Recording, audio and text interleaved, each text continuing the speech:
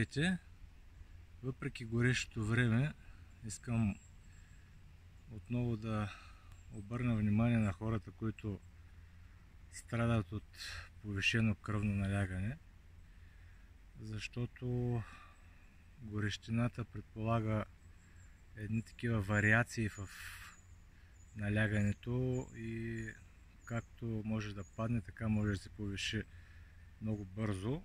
И за това днес ще ви говоря за 3 метода, които могат да ви помогнат бързо да облегчите състоянието си.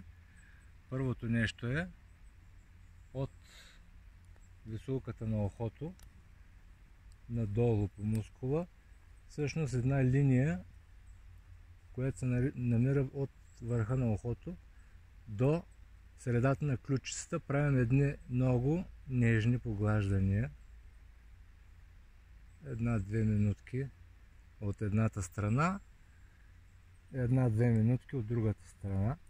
По принцип в китайската медицина точките са симетрични на тялото, с изключение на двата канала, предния и задния, за които ще говорим в последствие в други включвания. Това беше първия метод.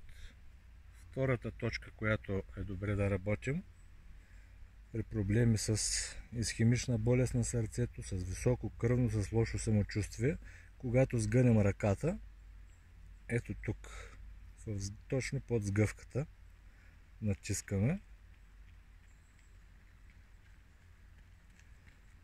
1-2 минутки го правим на едната ръка, 1-2 минутки го правим на другата ръка.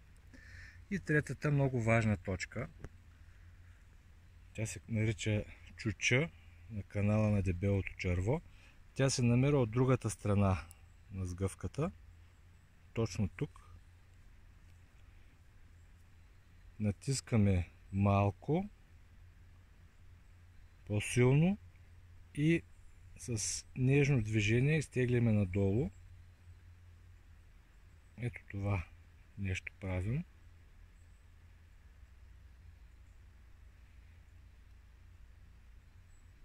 За повече подробности може да се включите и да ме последвате в канала ми в YouTube.